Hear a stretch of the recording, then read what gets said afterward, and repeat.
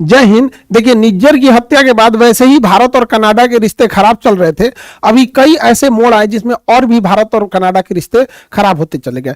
और दूसरी सूचना देखेंगे हम लोग कि बीपीएससी वाले बैच के बच्चे जो ऑलरेडी दरोगा सेलेक्टेड है, उनके लिए नेक्स्ट बैच में उनका अलग सेपरेट बैच बना के उनके लिए क्या क्या किया जाएगा। तो पहले समझते हैं। देखिए, निज्जर की हत्या कर दी जाती है, इसके लिए कनाडा बहुत भड़कता है क्योंकि भारतीय, इनका कहना है कि ये भारतीय मूल के थे लेकिन कनाडा के नागरिक थे। इनकी हत्या में भारत का साथ है। इन्होंने बताया था यहाँ पे, जबकि उसी दौरान एक गुरुपतवंत सिंह पन्नू, एक बड़ा कंट्रोवर्शियल बयान आता है और इसकी एक असैसिनेशन की एक नाकाम कोशिश होती है, जिसमें होता क्या है कि एक हिटमैन हायर किया जाता है, जो ऐसा पता चलता है कि वो अमेरिका का ही एफबीआई का एजेंट था जो सारी बातें बता देता है। जब इसकी जांच होती है तो ऐसा कनाडा और अमेरिका का कहना है कि निखिल गुप्ता नाम के एक व्यक्ति ने पैसे देकर मर्डर कराने की कोशिश की थी, लेकिन जिसको पैसे दिए गए थे वो एफबीआई का एजेंट निकला था। यहाँ पर निखिल गुप्ता की गिरफ्तारी चेक गणराज्य से कर ली जाती है और इसके बाद पता चलता है कि कोई विकास यादव नाम का कोई व्यक्ति के बारे में इनकी जांच में पता चलता है। तो अमेरिका और ने अपने एफबीआई में मोस्ट वांटेड में डाल दिया है विकास। क्या चीज है? मर्डर के लिए है, मर्डर के लिए हायरिंग करने के लिए, कॉन्स्पिरेसी के लिए, मनी लॉन्ड्रिंग के लिए। अब इनके 3 फोटोज यहाँ अवेलेबल है। ऐसा कहा जाता है कि ये पहले फॉर्मर रॉ एजेंट भी रह चुके थे। भारत का कहना है कि अब ये रॉ एजेंट में नहीं है, फिलहाल दिल्ली पुलिस के गिरफ्त में है। ये सारी घटनाओं के बाद कनाडा, अमेरिका और ये सब एक हो गए और भारत को कहने लगे कि ये घटनाएं भारत के लिए, भारत सही नहीं कर रहा है। भले ये जापान पे परमाणु बम गिरा दे, ये सही कर रहे हैं। पूरा इराक उड़ा दिए, वो सही है। पूरा सीरिया उड़ा दिए, वो सही है। 1 साल से Hamas, Israel, Lebanon, Iran, Yemen चल रहा है, वो सही है। यूक्रेन में लड़ाई हो रहा है, वो सही है। वियतनाम पे 27 करोड़ बम गिरा दिए, वो सही है। लेकिन भारत अपना चुपचाप टुकड़ा करा ले, ये यही चाहते हैं। अभी भी जिनको लगता है कि यूरोप वाले हमारे दोस्त हैं, अभी भी अपनी आंखें खोल के देख लीजिए, आपको पता चल जाएगा क्या है। कनाडा के राष्ट्रपति आते हैं और भारत पे एलिगेशन लगाना चालू करते हैं और इन्होंने जांच जो किया उसमें भारतीय राजदूत का भी नाम जोड़ दिया। और भारतीय राजदूत का नाम जोड़ दिया कि ये लोग भी इस हत्या के आरोप में या फिर इस कंस्पिरेसी में ये लोग शामिल थे। और इनकी विदेश मंत्री कहती हैं कि हाँ, इनके ऊपर हम उचित कार्रवाई करेंगे। भाई विदेश मंत्री, आप फाउंडेशन क्लास कीजिए, हम आपको क्लास में बता देंगे कि वियना संधि के तहत किसी राजदूत के ऊपर कार्रवाई नहीं की जा सकती। वहां की पुलिस भी कह रही है, सब क्लास वलास नहीं किया है सब यहाँ पर, जिसके ऊपर एफआईआर कर देगा सब। यहाँ पे वियना संधि के तहत किसी राजदूत के ऊपर एफआईआर नहीं किया जा सकता है। लेकिन इस घटना, केवल नाम दे जाने की वजह से भारत इसका विरोध दिखाते हुए अपने राजदूत को वापस बुला लेते हैं और कहते हैं कि कनाडा से अब रिश्ते एकदम खराब होने के कगार पे पहुंच गए हैं।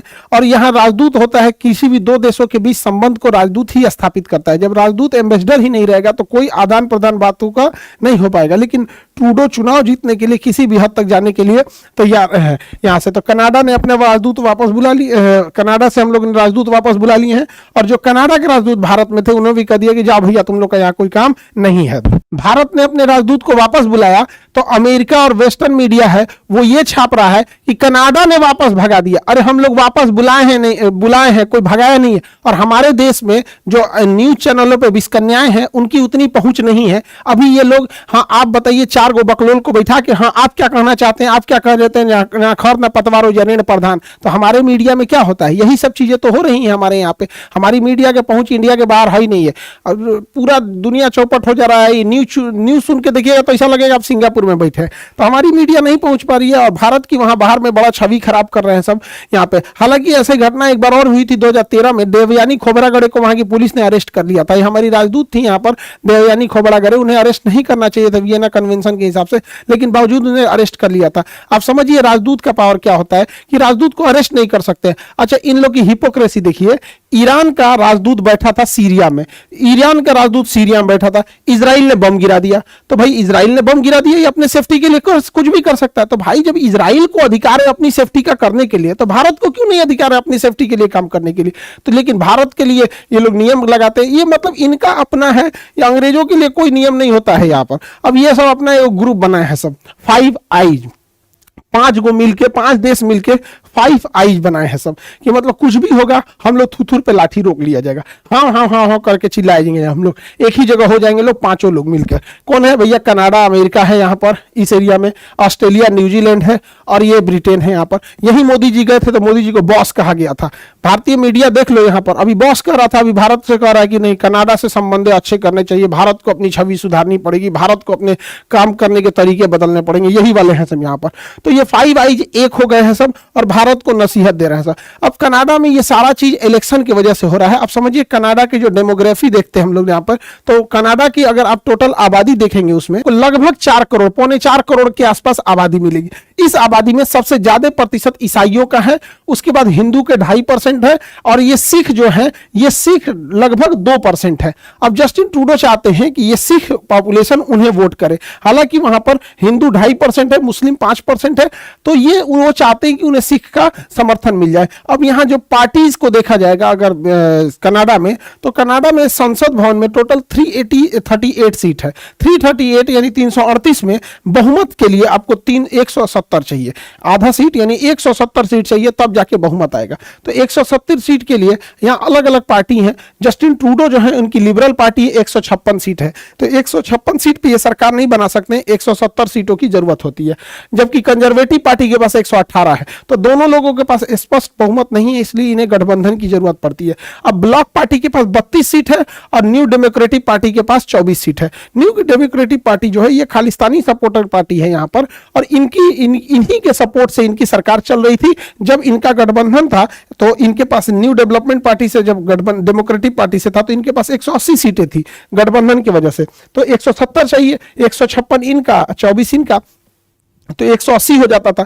लेकिन अभी इनसे गठबंधन टूट गया तो इन्हें मजबूरी में ब्लॉक से गठबंधन करना पड़ा, तो जब ब्लॉक पार्टी से किए तो 188 हो गया। यानी अभी तो जैसे तैसे इन्होंने सरकार बचा लिया जस्टिन ट्रूडो ने, लेकिन जब इलेक्शन है अगले साल तो इलेक्शन में देखा जाएगा कि ये चाहते हैं कि ज्यादा से ज्यादा समर्थन मिले। लेकिन भारत के लोग ये ना सोचे कि सरकार बदल जाएगी और लिबरल पार्टी की जगह कंजर्वेटिव पार्टी आ जाएगी तो इन लोगों की चीजें चेंज हो जाएंगी। ऐसा चेंज नहीं होगा। ये लोग हमेशा से दूसरे हर देशों को, जैसे वो चाइना को बढ़ा रहा है, चाइना के बदले में इंडिया को तैयार कर रहा है, एक समय था इंडिया को काउंटर करने के लिए पाकिस्तान को तैयार कर रहा था, तो बहुत ज्यादा चेंजिंग नहीं आएगी। हाँ, लेकिन ट्रूडो के नहीं रहने से ये जो बदतमीजी हो रही है तो ये बदतमीजी सुधर जाएगी यहाँ पर, क्योंकि ना कुछ चीजें जब ज्यादा आउट ऑफ कंट्रोल हो जाती हैं तो कंट्रोल करना बड़ा मुश्किल हो पाता है। तो जस्टिन ट्रूडो अगर नहीं रहते हैं तो थोड़ा बहुत कंट्रोल हो जाएगा यहाँ पर। हालांकि कंजर्वेटिव पार्टी से भी बहुत ज्यादा उम्मीद नहीं लगाया जा सकता है। अब भारत को इसके जवाब के लिए ब्रिक्स देशों को मजबूत करना चाहिए, क्योंकि ब्रिक्स में वही देश हैं जो कनाडा और अमेरिका की आंख में खटकते हैं।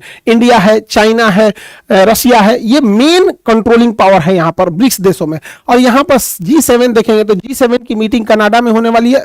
ऑब्वियस बात है कि भारत कनाडा में G7 की मीटिंग लेने नहीं जाएगा, और अगर चला गया तो शर्म की बात है भाई, क्या जरूरत है जाने की। आपने राजदूत वापस बुला लिया और बदतमीजी से बतिया रहा है, क्या जरूरत है वहां पे। और G7 के बदले हमें ब्रिक्स को इतना हाइप देना चाहिए, इतना हाइप कि G7 ऑटोमेटिक कमजोर होने लगे। इससे अमेरिका को दिक्कत होगा, क्योंकि G7 7 शक्तिशाली देशों का समूह है जिसका लीड कर रहा है अमेरिका, लेकिन ये पतन के कगार पे है। और ये जो ब्रिक्स है ये उभरते हुए शक्तिशाली देशों का समूह है, इसको लीड कर रहे हैं सब तीनों देश, इंडिया, चाइना और रशिया यहाँ पर। तो ब्रिक्स जाएगा तो G7 की वैल्यू घटेगी। अभी दोनों बराबरी पे चल रहे हैं सर, लगभग, लेकिन G7 अपने डाउनफॉल की ओर बढ़ रहा है, तो ब्रिक्स को देखेंगे तो ये अपने अपवर्ड की डायरेक्शन में बढ़ रहा है। तो इसी को कंट्रोल करना बहुत ज्यादा जरूरी है। अगर ये इन्हें छोड़ दिया जाएगा तो अमेरिका, ब्रिटेन ये प्रेशर लगाएंगे किस चीज के ऊपर, कनाडा के ऊपर।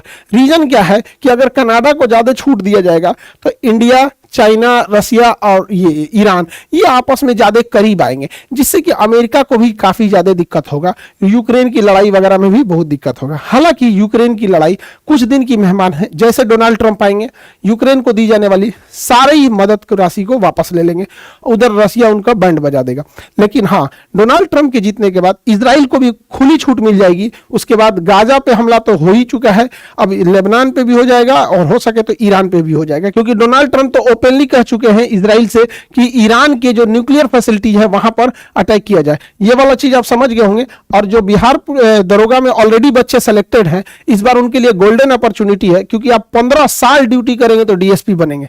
15 साल एकदम रगड़ के एकदम हालत खराब हो जाएगा तब। और आप लोग के लिए बढ़िया मौका है एक ही बार प्रमोशन के लिए, क्योंकि इस बार बीपीएससी में 2000 से प्लस सीटें हैं। यहाँ पर इतना सीट कभी नहीं दिया था, लगभग 250 डीएसपी की सीटें हैं। तो जिन लोग का है यहाँ पर, तो उनके लिए एक अलग से हम लोग एक ड्रॉ कर रहे हैं, ताकि वो लोग कैसे तैयारी करेंगे अपने ट्रेनिंग के दौरान। तो जो सेलेक्टेड हो गए हैं बच्चे, वो सारे बच्चे जो सीरियस हैं आगे बीपीएससी में बैठने के लिए, तो वो लोग कल यानी मंडे के दिन 21 तारीख को, कल मंडे है 21 तारीख है, तो कल 21 तारीख को शाम को सेंटर पे आएंगे। उन्हें सारा स्टडी मटेरियल दिया जाएगा, आंसर राइटिंग दी जाएगी, कितनी चीजें, लगभग 30 से 40 के आसपास में किताबें, स्टडी मटेरियल, आंसर राइटिंग, और उन सब का एक अलग ग्रुप रहेगा जिसमें कि उसे उसी हिसाब से सिलेबस डिजाइन किया गया है कि वो ट्रेनिंग में रहने के दौरान भी पढ़ सके यहाँ पर। क्योंकि जो यहाँ पे हम लोग रेगुलर बैच में पढ़ा रहे हैं, तो हम लोग ये सोच के पढ़ाते हैं कि बच्चों के पास 8 घंटा 10 घंटा टाइम है पूरा पढ़ने के लिए, तो लेकिन आप ट्रेनिंग में रहेंगे, आपकी ट्रेनिंग टफ होगी और आपको फुर्सत भी नहीं मिलेगा। तो उसी हिसाब से इसे ड्राइंग किया गया है कि अलग अलग सिलेबस को कैसे कैसे देखा जाए, आंसर राइटिंग को कैसे मिला जाए। और वहां पे आप लोग आंसर राइटिंग जमा करके संडे के दिन आपकी छुट्टी रहती है, आप भेज सकते हैं, कॉपी भी चेक हो जाएगी, सारी फैसिलिटी रहेगी। तो 21 तारीख को, 21 अक्टूबर मंडे इवनिंग में आप सेंटर पे आएंगे, सबको इनरोल करके अपना फॉर्म भर दीजिएगा। वहां पर ये चीजें फ्री ऑफ कॉस्ट है। हम बस ये कोशिश कर रहे हैं कि आपका सिलेक्शन हो गया, इसी साल हुआ है, 10-15 साल घसीटिएगा तब जाके कहीं डीएसपी बनिएगा यहाँ पर। तो अगर आपके अंदर मोमेंटम अभी है और पढ़ना चाहते हैं, तो और आगे जाके आपके पास ये गोल्डन चांस है, क्योंकि इतनी सीटें फिर कभी नहीं आएंगी। और अगर जो आगे नहीं भी करना चाहते हैं तो बेस्ट ऑफ लक, आपके पास ऑलरेडी डबल स्टार है। आई होप इस टॉपिक को समझे होंगे। मिलेंगे नेक्स्ट क्लास में। जय हिंद।